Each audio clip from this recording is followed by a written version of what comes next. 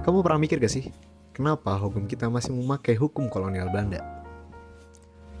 Mikir sejenak yuk.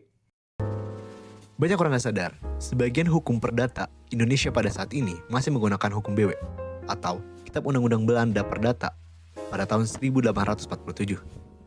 Dulu, hukum itu hanya berlaku untuk orang-orang Eropa.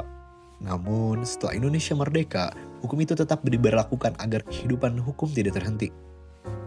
Sejak saat itu, warisan hukum kolonial terus menjadi dasar sistem hukum kita.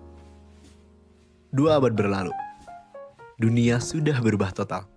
Sekarang, transaksi bisa dilakukan hanya dengan lewat ponsel. Tanda tangan bisa dilakukan hanya dengan online.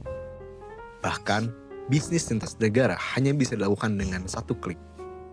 Sementara itu, hukum kita masih berbicara tentang surat menyurat, hingga perihal perdagangan kapal. Bayangkan betapa besarnya jarak antara realitas digital kita dengan aturan yang masih kita gunakan dari masa penjajahan.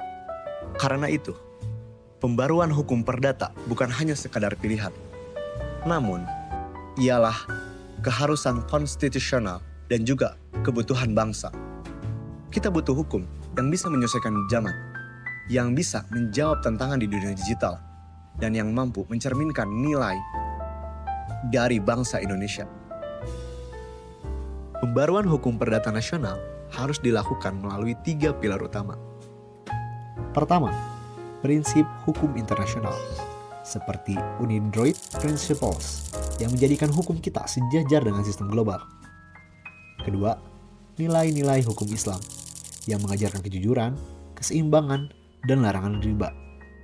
Nilai-nilai yang justru semakin relevan di era modern.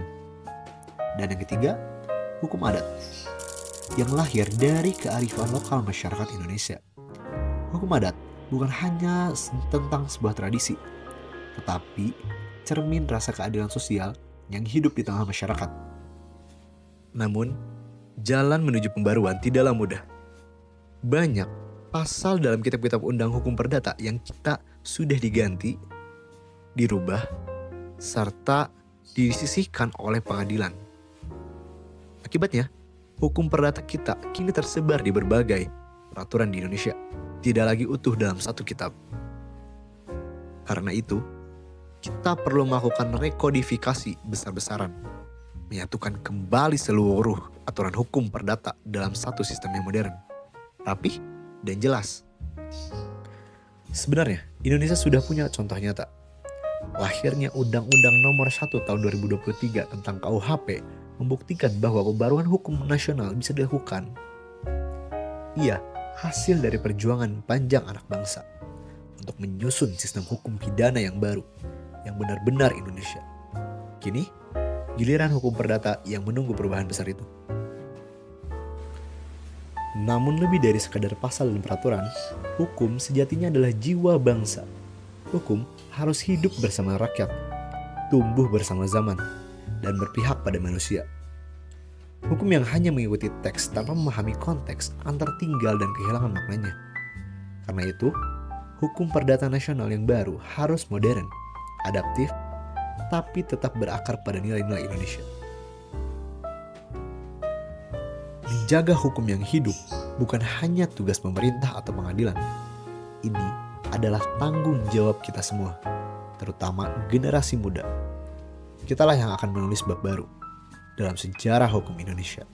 Kitalah yang akan menentukan apakah hukum kita tetap menjadi buku tua atau berubah menjadi hukum yang benar-benar hidup. Karena masa depan hukum Indonesia tidak ditulis oleh masa lalu, namun oleh kita yang hidup pada hari ini. Saya Arabella Rofi, dan itu video saya.